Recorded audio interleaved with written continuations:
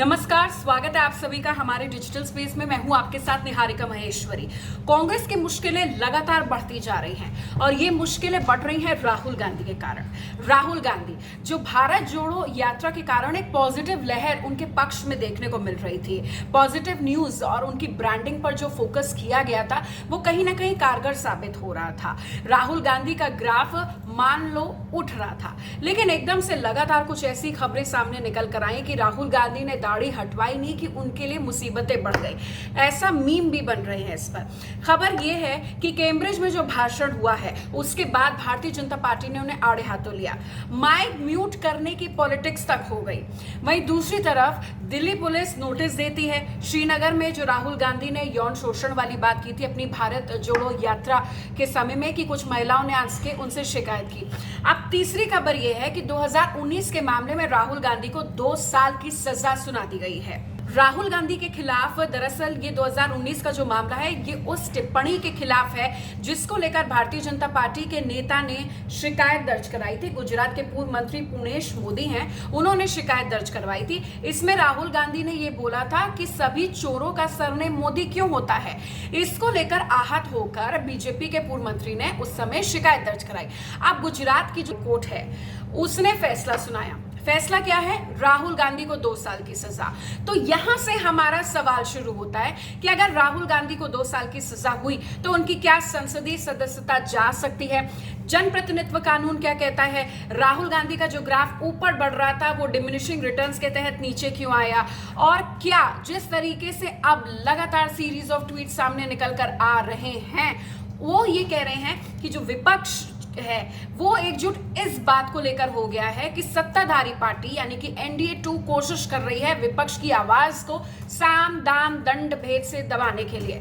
अरविंद केजरीवाल, प्रियंका गांधी और राहुल गांधी का महात्मा गांधी को लेकर कोट करके जो ट्वीट है वो भी बताएंगे, जो इस बात की ओर इशारा कर रहा है कि वो डरेंगे नहीं और ये सब कुछ जो भी उनके खिलाफ हो रहा है ये सत्ताधारी पार्टी करा रही है। अब इसका विश्लेषण कैसे? राहुल गांधी क्या वाकई जेल जाएंगे? अब उनके पास आगे और क्या सोल्यूशन है?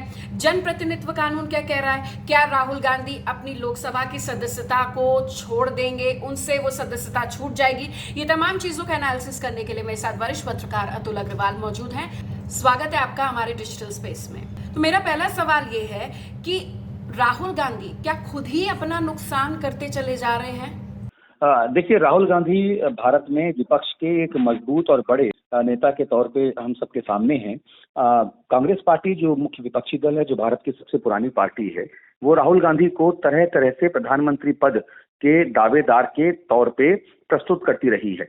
2014 में जब यूपीए 2 की सरकार गिरी और नरेंद्र भाई दामोदर दास मोदी के नेतृत्व में भारतीय जनता पार्टी की अगुवाई वाली एनडीए की सरकार बनी, तब से लेकर अब तक लगातार मुसलसल राहुल गांधी को नरेंद्र मोदी के बरअक्स खड़ा करने की जो कवायद है वो कांग्रेस पार्टी करती रही है। हालांकि कांग्रेस पार्टी के अंदर चाहे ग्रुप 23 बनाने का मामला हो या कांग्रेस से अलग हुए जो दल हैं, चाहे ममता बनर्जी की तृणमूल कांग्रेस हो, शरद पवार की एनसीपी हो या जो तमाम दूसरे दल हैं, उन्होंने कभी भी राहुल गांधी को प्रधानमंत्री पद के दावेदार के तौर पे स्वीकार नहीं किया है। अभी जिस तरीके से आम आदमी पार्टी का उदय हो रहा है, जिस तरीके से भारतीय जनता पार्टी के बरअक्स आम आदमी पार्टी अरविंद केजरीवाल की अगुवाई में मजबूती से अपने आप को विस्तारित करती जा रही है, ऐसे में राहुल गांधी का जो ग्राफ है, पॉलिटिकल ग्राफ है, वो जाहिरा तौर पे नीचे जा रहा है।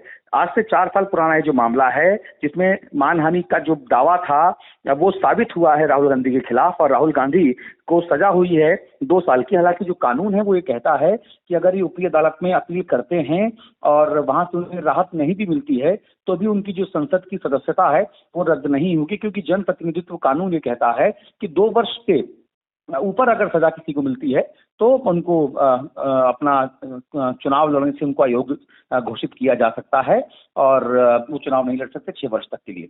दूसरी बात, राहुल गांधी, ये बिल्कुल सही बात है कि जो उनके बयान हैं, जो उनकी शाब्दिक शब्दों को मुखरित करने की जो स्टाइल है, जो कला है, वो कहीं ना कहीं कंट्रोवर्शियल रही है।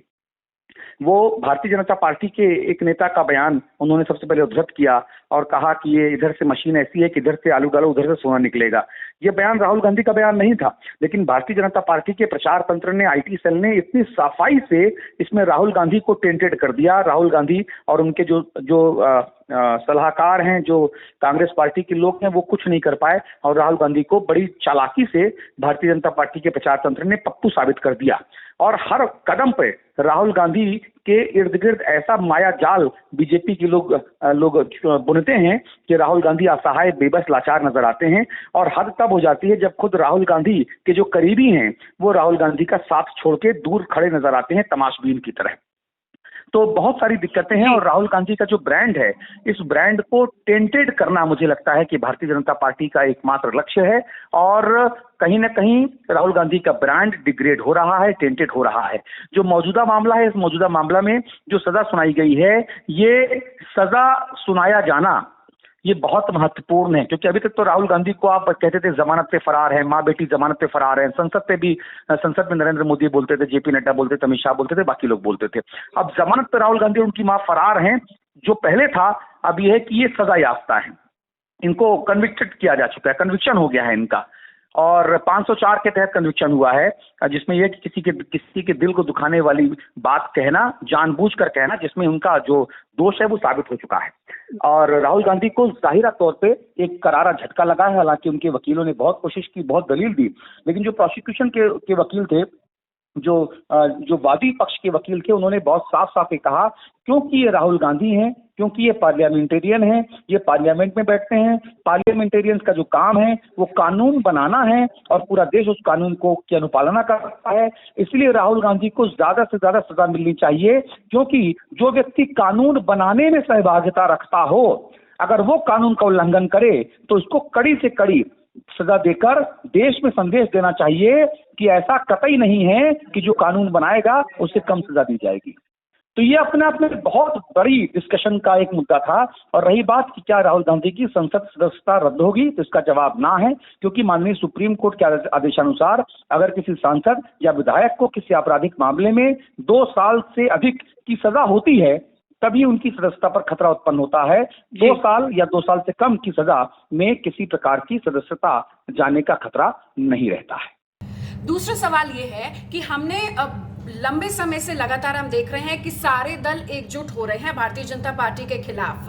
कई ऐसे दल हैं, चाहे वो नॉर्थ के क्षेत्रीय क्षेत्र हो, वो साउथ में जाकर एक ऐसे दलों का प्रादुर्भाव कर रहे हैं तो जो भारतीय जनता पार्टी से लड़ने में पूरी तरीके से सक्षम हो, क्योंकि कांग्रेस को एक मजबूत ऑपोजिशन के तौर पर वो नहीं देख रहे हैं। ऐसे समय में कांग्रेस या जितने भी अपोजिशन की पार्टीज हैं जो इस बात में कांग्रेस का सपोर्ट कर रही है, उनका साफ तौर पर यह कहना है कि मोदी सरकार ऑपोजिशन की आवाज को दबाता है, संवैधानिक संस्था या किसी भी तरीके से उनको नुकसान पहुंचाता है, क्योंकि वो मोदी गवर्नमेंट के राज और मोदी गवर्नमेंट की चीजों का पर्दाफाश न करे। आप इसको कितना सच मानते हैं? क्योंकि यहां फैसला कोर्ट ने दिया है और भारत के लोगों का न्यायिक व्यवस्था में पूर्ण विश्वास है, तो विपक्ष का यह कहना कि ये सब मोदी सरकार ने का किया धराया है, कितना उचित यहां पर लग रहा है कोर्ट को इज्जत देते हुए? हम आपसे ये सवाल पूछ रहे हैं। देखिए निहारिका जी, आप मुझे बताइए, ये जो फैसला दिया, या नरेंद्र मोदी ने दिया क्या? ये फैसला अमित भाई शाह ने दिया क्या? ये फैसला मोहन भागवत ने दिया क्या? ये फैसला जेपी नड्डा ने दिया क्या? या भारतीय जनता पार्टी के किसी और अनुषांगिक संगठन ने दिया क्या? नहीं दिया। ये फैसला माननीय अदालत ने दिया है और भारतीय समाज में अभी भी अदालतों की बहुत ज्यादा इज्जत है, उनका सम्मान है, उनका मान है। और किसी अदालत के फैसले पर इस तरह की ओछी टिप्पणी करना, उसे किसी पार्टी से जोड़ना, मैं ऐसे उचित नहीं समझता। हमारे बुंदेलखंड में एक कहावत है कि गधे से न धोबी से न जीते और गधैया के कान मरोड़े। ये वही वाली बात आप कर रहे हैं कि आप अदालत में अपना पक्ष ठीक से नहीं रख पाए। आपने जो जुर्म किया, जो अपराध किया, जो दोष किया, वो दोष साबित हो गया। आपको 2 साल की सजा का प्रावधान था, 2 साल की सजा आपको दी गई। आपके ऊपर कुछ जुर्माना लगाया गया, नहीं लगाया गया, यह भी मुझे पता नहीं है। जो सजा को दी गई है वो सजा किसी बीजेपी ने, किसी आम आदमी पार्टी ने, किसी कांग्रेसी ने या किसी पत्रकार ने नहीं दी है, वो माननीय अदालत ने दी है। और अदालत ने आपको 30 दिन का समय दिया है कि आप हमारी सजा के खिलाफ उच्चतम अदालतों में, हाई कोर्ट में जा सकते हैं, जो हमारे भारत का एक न्याय तंत्र है, जो न्याय प्रणाली, न्याय प्रक्रिया है, उसके तहत है। इसमें किसी को आरोप लगाने के लिए तो कोई कुछ भी कहता रहता है। भगवान राम को भी भारत में आरोप लगाए गए थे, उसकी बात नहीं है। बात यह है कि राहुल गांधी की सजा के बाद जो एक पूरा माहौल बना है, जिसमें सबसे मुखर तौर पे आम आदमी पार्टी सामने आई है, वो इसलिए सामने आई है कि नरेंद्र मोदी, अमित शाह की नेतृत्व वाली भारतीय जनता पार्टी की सरकार को 2024 के लोकसभा चुनावों में पद से हटाने की नीयत से, सत्ता से बेदखल करने की नीयत से जो विपक्षी धड़ हैं, वो एक ऐसा मोर्चा बना रहे हैं जहां पे राहुल गांधी को प्रधानमंत्री पद की दावेदारी से दूर रखा जा सके। और अरविंद केजरीवाल अपना नाम इसमें प्रधानमंत्री पद के लिए सबसे आगे खड़ा चला रहे हैं। दूसरा, जो टीआरएस है, तेलंगाना राष्ट्र समिति के जो अध्यक्ष थे केसीआर, उन्होंने अपनी पार्टी का नाम बीएसआर रख दिया है, बीआरएस रख दिया, भारत राष्ट्र समिति रखा है, और वो भी प्रधानमंत्री पद के लिए अपनी दावेदारी ठोक रहे हैं।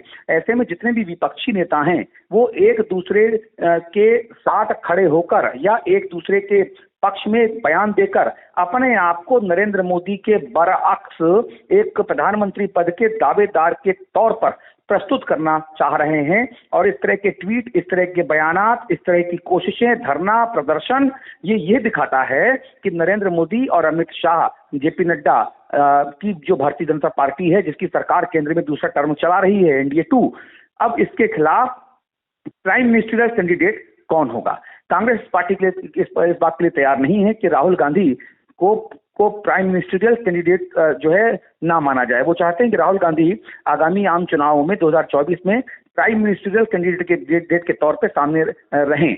लेकिन केजरीवाल हो, बीआरएस हो, ममता बनर्जी हो और इधर शरद पवार हो, वो नहीं चाहते हैं कि राहुल गांधी की अगुवाई में चुनाव हो। ऐसे में ये देखना बहुत दिलचस्प रहेगा कि अगर नरेंद्र मोदी को हटाने की नीयत से इस मंसूबे के साथ भारत का विपक्ष एकजुट होता है तो उसका दूल्हा कौन होगा। धन्यवाद निहारिका जी। धन्यवाद आपका हमारे साथ जुड़ने के लिए और इसका विश्लेषण करने के लिए, जनप्रतिनिधित्व कानून क्या कहता है उसकी बारीकी समझाने के लिए, और कांग्रेस अब कहां पर है और विपक्ष कहां पहुंच सकती है कांग्रेस की गलतियों से, और मोदी सरकार जो इस पूरे फैसले का स्वागत कर रही है वो इस मुद्दे को किस तरीके से अदालत की बातों को, एक सेंटेंस को, अदालत का जो जजमेंट है उसको लेकर कांग्रेस के खिलाफ और मजबूती से राहुल गांधी को खत्म करने की कवायद में लगी बीजेपी कितना आगे बढ़ाती है वो समझाने के लिए। नमस्कार।